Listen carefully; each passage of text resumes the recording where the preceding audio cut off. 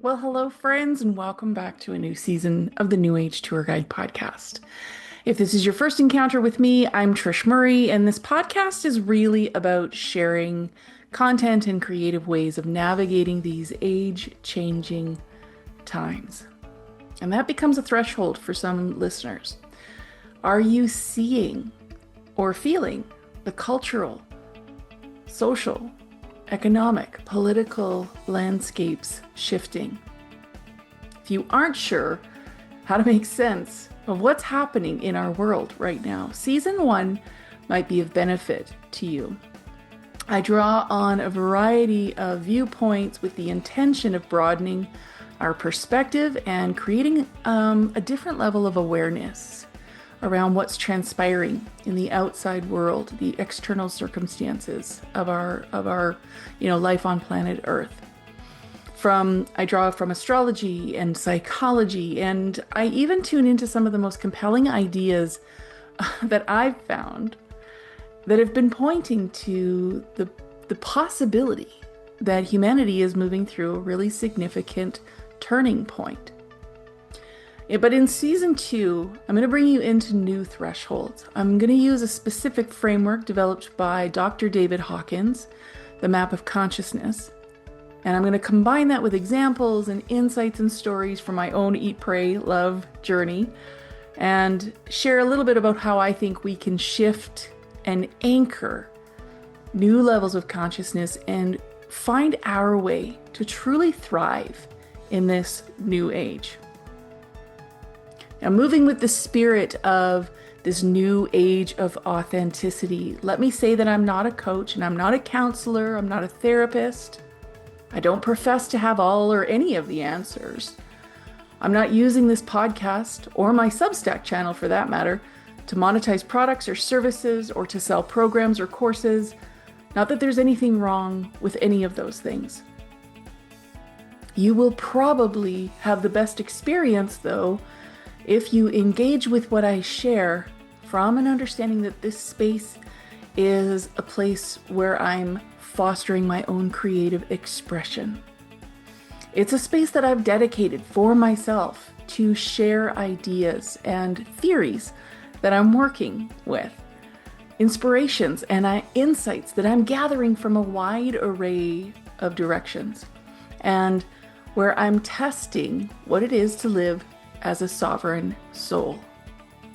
In season 2, I created a series of conversations that are really designed to be perennial in nature. And what I mean by that is that it's my hope that they will be enduring.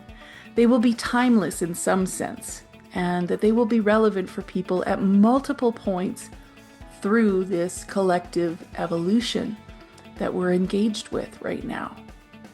Season 2 focuses primarily on the pure power of intentionally raising our consciousness. And I speak candidly about key influences that I've found that are blocking or derailing our progress. Influences like the media, the marketing, and high-profile messengers, which I describe as the Matrix.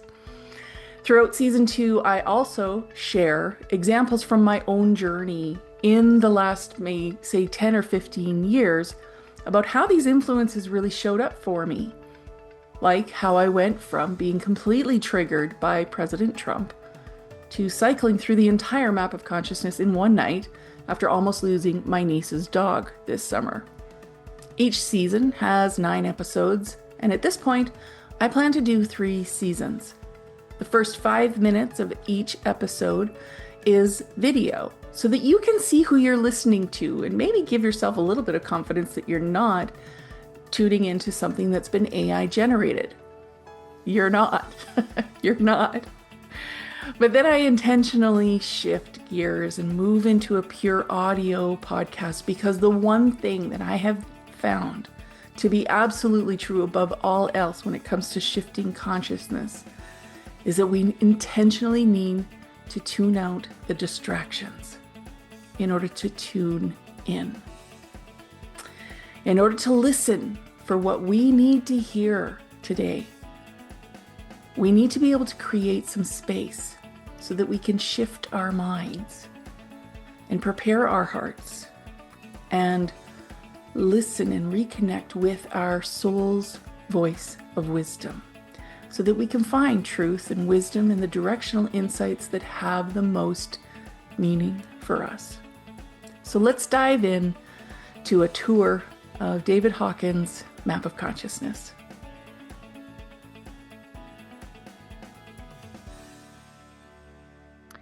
So in episode 1 of this season, I stated 2 things. Number 1, please don't expect political correctness here. Number 2, it's as clear as day to me that those who are suffering from this so-called Trump derangement syndrome are not neutral. On point number 1, I'm not giving myself license to be an asshole, disrespectful, or insensitive. I'm giving myself permission to be authentic. And authenticity is going to push the edge of what we've been told we need to say or do or believe in order to be politically correct. I could actually care less about political correctness, given that 98% of the political landscape right now is an absolute train wreck. I care about speaking, doing, and reshaping my beliefs based on what is correct for my soul style. And in doing so, finding a way to navigate these age-changing times with greater ease, joy, and fun. On point number 2, don't shoot the messenger. If you are being triggered by Trump right now, it's probably pretty likely that you are caught up in the matrix, the media machine, the marketing and the messengers who have paid to play. I can't help that, but this episode may give you a way to self-diagnose and activate the breakthrough frequency of courage to start healing and get back to the 0 point of neutrality. As I did in the last episode, here's the definition of neutrality so that we are clear on what we're talking about. Neutrality, in simple terms, means not participating. It means untangling ourselves from political or ideological groups that foster division and hatred of any kind for any reason, subtly or overtly. It means not getting electrically or emotionally charged up when we read or see or hear something or someone with opposing viewpoints from our own. If you think of a manual transmission in a car, the engine is running, but it's not in gear. It isn't engaged. It's idling. And we are actively waiting, staying, and maybe delaying, but we are not reacting. In the context of our mind, I believe that we are at neutral when we hit the 0 point, when we are not being pulled to either end of the spectrum. That's when we are holding the frequency of neutrality. Now, here's what I've noticed as I've practiced holding the frequency of neutrality. I'm not on autopilot. I'm aware. I'm observing. I'm not bypassing. I'm not ignoring. I'm not sticking my head in the sand, so to speak. I'm watching.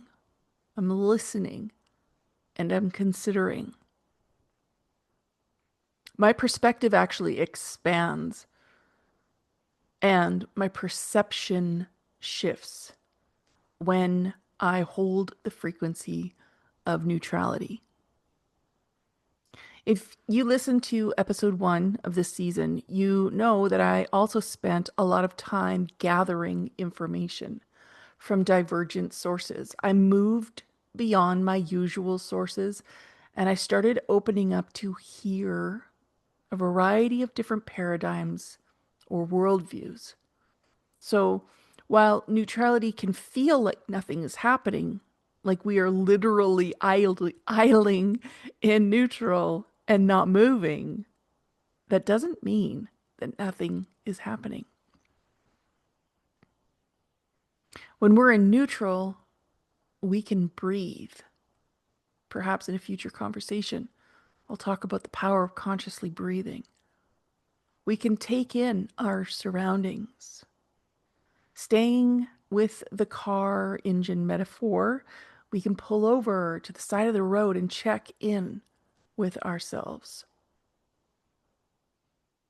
We can reset our baseline operating frequency. From there, we can plan how we're going to move to the next level of consciously re-engaging with the world and what's transpiring. I love the 0 point. I love bringing myself into a place of neutrality. I love what it feels like to recognize that sense of grounding that happens and what it feels like when the emotional charge that maybe I was even unconsciously carrying leaves my body, leaves my mind, and leaves my spirit.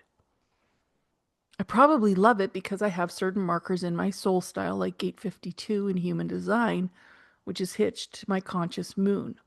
But it's taken me some time to appreciate the power of Gate 52 and work with the energy in its most optimal expression. The Gate 52 is stillness, it's perspective. It's what lets me know exactly where to focus my energy and attention. And it's what's helped me to learn to see the bigger picture and to find alternative ways of seeing what's happening around us right now and reconnect with a sense of purpose. If you've ever watched the Marvel movies, you might be familiar with the character, the Hawk or Hawkeye, Clint Barton. In the movies, this character was played by Jeremy Renner. I think it's kind of interesting that this character in the Marvel comic book series started as a supervillain and then joined the Avengers, Earth's mightiest heroes. Now, why do I think that's interesting and why am I bringing it up in this conversation? I think it's interesting because I think that most of us believe that neutrality is the villain. I think most of us see neutrality as something to be avoided. Take a stand, draw a line in the sand, know what you believe in. I think most of us approach neutrality like it's a supervillain, possibly because we don't understand the higher vibration qualities that it opens up for us. In human design, Gate 52 is powerful on its own, but when the full channel to the Gate 9 is completed, either in our chart, through a transit, or when we are in relationship with someone, we can use the power of concentration, stillness from Gate 52 with focus, Gate 9. Once we learn to use the frequency of neutrality, we see that there's no reason to villainize it, and we can harness this superpower to expand our perspective, shift our perception, and, like the hawk, focus our energy. Staying neutral for an extended period of time has been counterproductive for me at times. Waiting and staying in a place of neutrality was good, but at times I found myself delaying taking any action, even aligned action. But there have been multiple points in my life where I've needed to learn the power of waiting well, staying in the frequency of neutrality in order to tune in to my next move forward. Coming into neutrality is about intentionally creating space to wait. And when I was first learning how to work with this frequency, I had to really press myself to stay there because absolutely everything in our world has us wired to keep moving. Timeouts, stillness, waiting, these are not concepts or strategies that are well received in the mainstream of life. Yet, if you study the science of rip currents, you'll find that the only way out of a rip, once you're in it, is through stillness.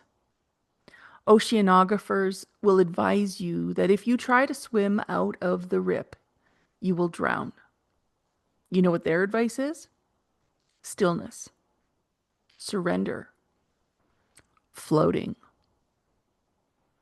Which means that if we find ourselves caught in a rip current while we're swimming in the ocean, we will have to override the mental processing that screams swim, and instead press ourselves to surrender.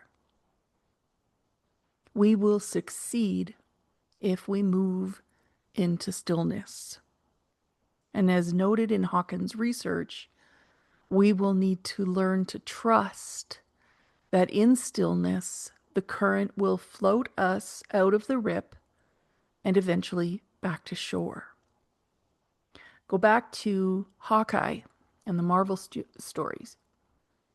His ability to see the big picture and to catch simple details that other people missed was because he could sit in his perch, waiting.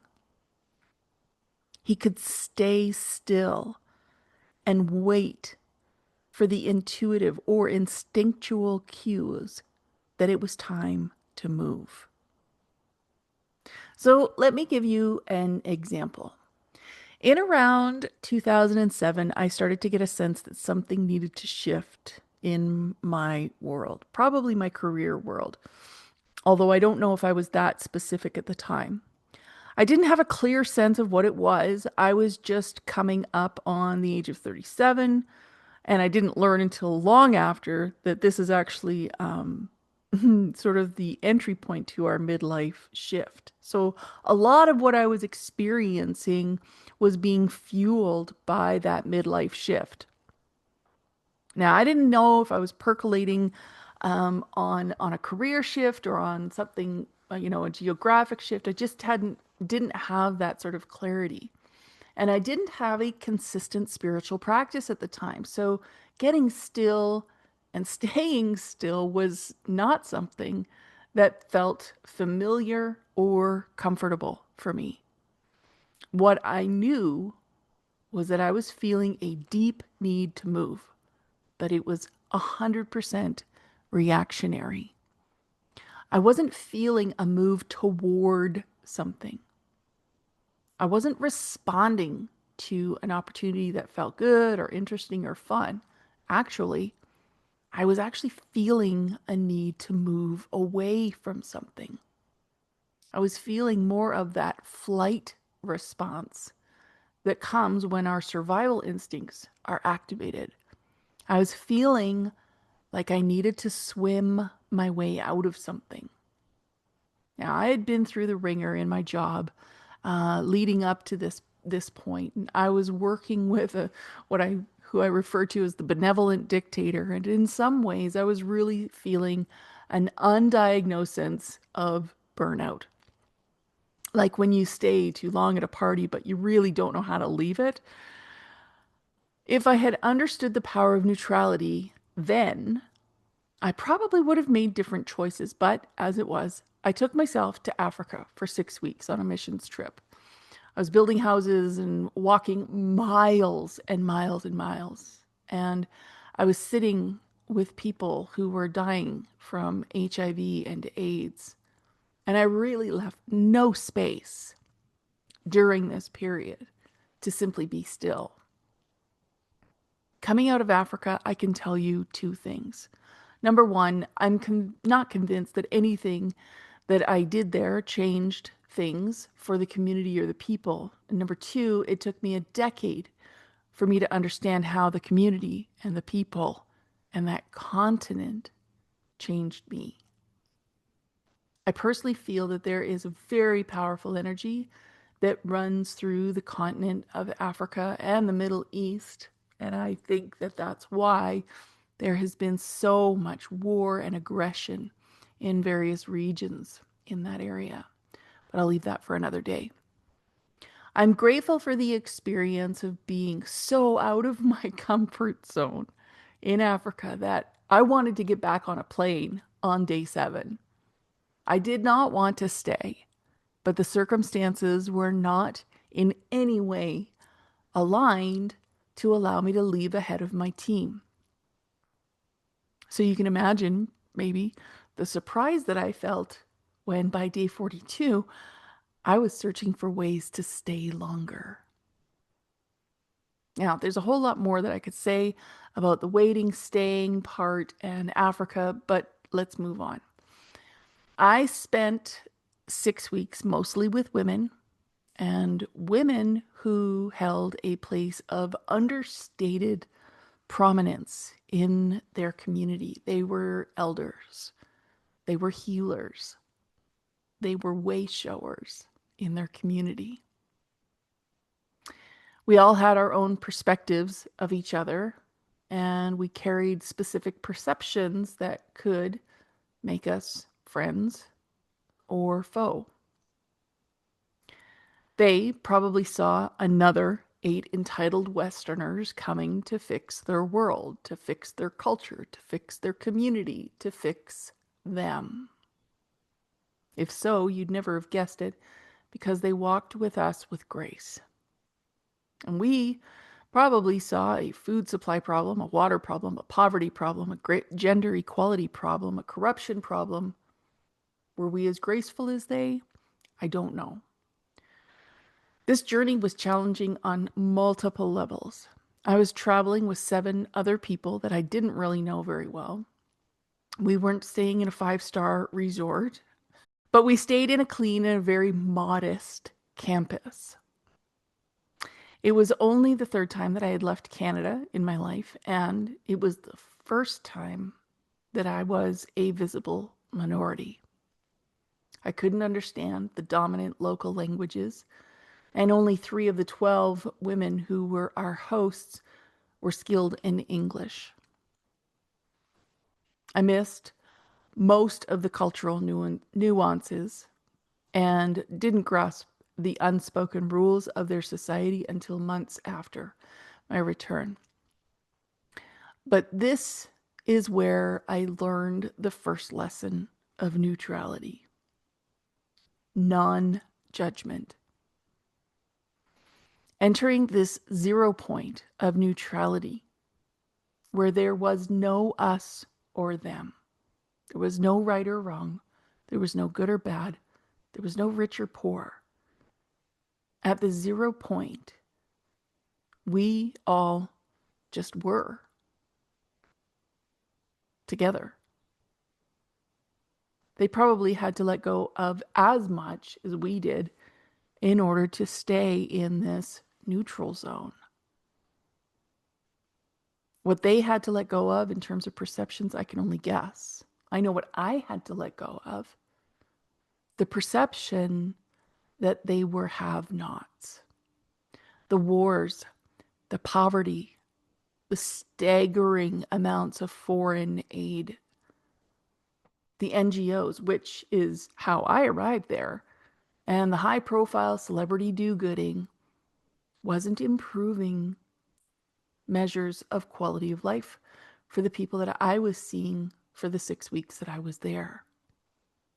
I had to learn to stay neutral.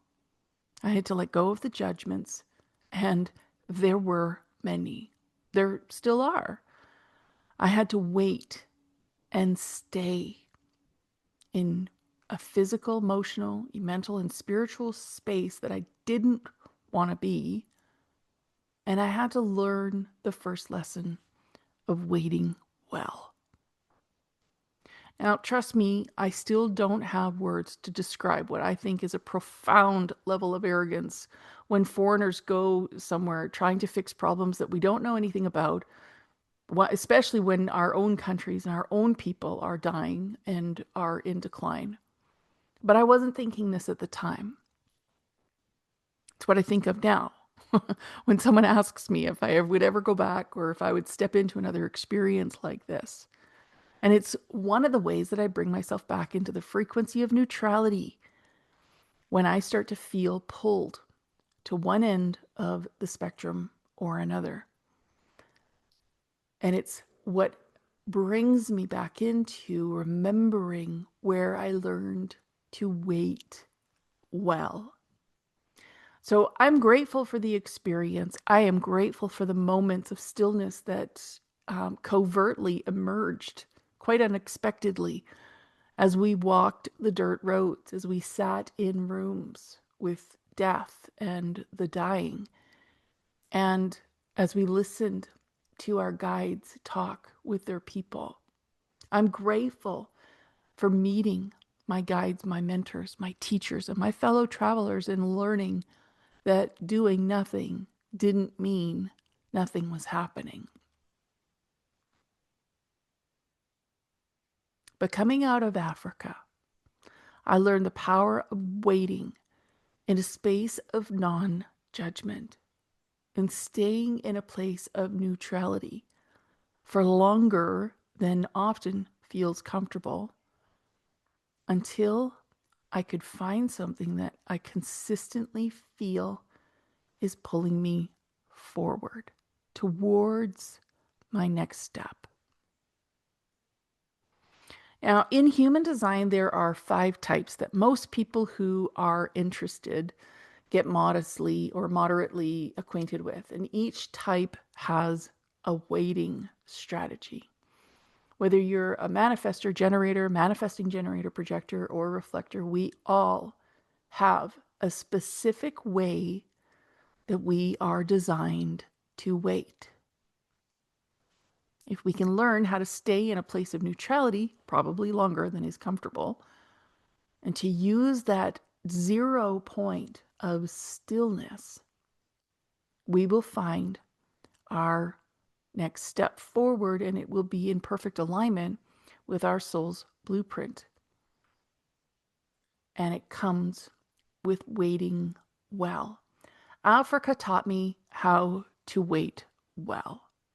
While I was waiting to get back on a plane, I refocused my attention on the work at hand. And depending on your type, your waiting is very specific. It's very specific and might be different than mine. For me, as an emotional manifesting generator, I need to move in the direction of what feels right. For me, and the specific composition of my manifesting generatorness, if it feels right to me, then it's right for me. But how well do you think I wait or waited when I was caught up in the lower frequencies of anger, pride, fear, guilt, shame, etc.? How well do you think I waited when I was really focused on what was going on outside of me as opposed to staying in the frequency of neutrality? Until I learned to wait well, I was always trying to move from a non-neutral energy. What do I mean by that? I mean, I was caught up in the emotional energy of the things that people were saying or not saying, the events that were completely out of my control, and situations that had absolutely nothing to do with me. I was trying to move myself forward by reading the energy of the room. And trust me, that's a lot of fucked up energy, depending on what room I was in. Instead of waiting, refocusing my attention, staying in the frequency of neutrality long enough to notice the energy that was moving from within me. When I was reading the energy of the room, metaphorically and literally, I would always find, in retrospect, that I was trying to move away from something. I was like Julia Roberts in Runaway Bride. But when I started to lean into this neutrality frequency, I noticed that the correct energy for me was moving toward something.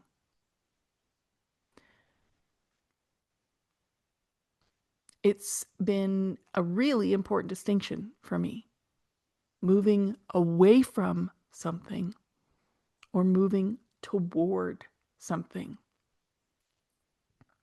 This distinction is something that has now shaped a really quick way for me to check in. Am I moving away from something, or am I motivated more by the energy of moving toward something?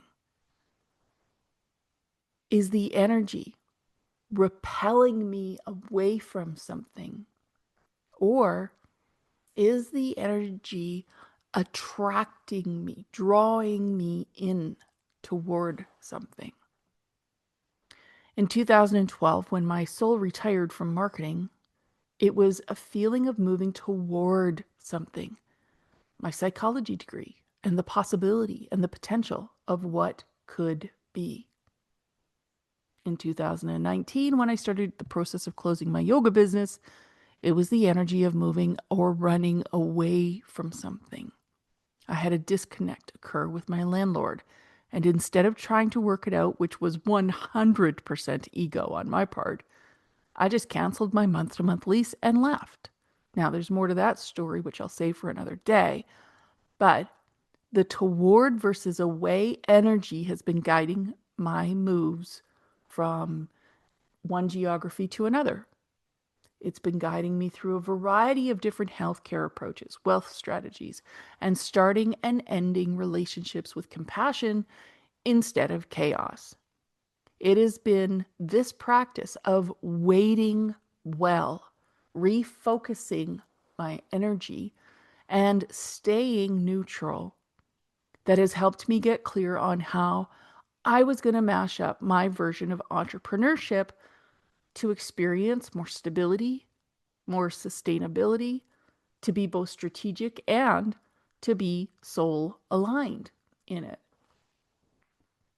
Without neutrality, we are probably moving from a place of emotional volatility. There are a million things in our world that hijack our amygdala on a regular basis, which I talked about 3 big ones in episode 1, the media, the marketing, and the high-profile guru messengers. Our amygdala is part of our processing center for memory, decision-making, and emotional responses. Without an ability to wait well and to stay in neutrality, we will be moving from pure reactionary forces internally or externally because we're being driven by the lower emotional frequencies of fear, anxiety, aggression, anger, pride. The point is getting back to neutral so that when we get the signal to move toward the next thing, we are able to recognize it. Hey, thanks for joining me for another episode in a series of conversations exploring how we can harness the power of consciousness to navigate these age-changing times. If you found a few insights that resonated for you, I'd appreciate it if you shared it with someone in your corner of the world. And don't forget to subscribe in order to share a comment with your thoughts, experiences, or ideas that have been sparked. This Substack space is dedicated to fostering my own creative expression, so you won't hear calls to action, sponsored messages, or promotions. But if you want to learn more about me and how I'm realigning my work to thrive in this new age, you can find a link to my website below. Until next time, I'm Trish Murray, offering Sovereign Souls a guided tour of key elements driving the creation of this new age.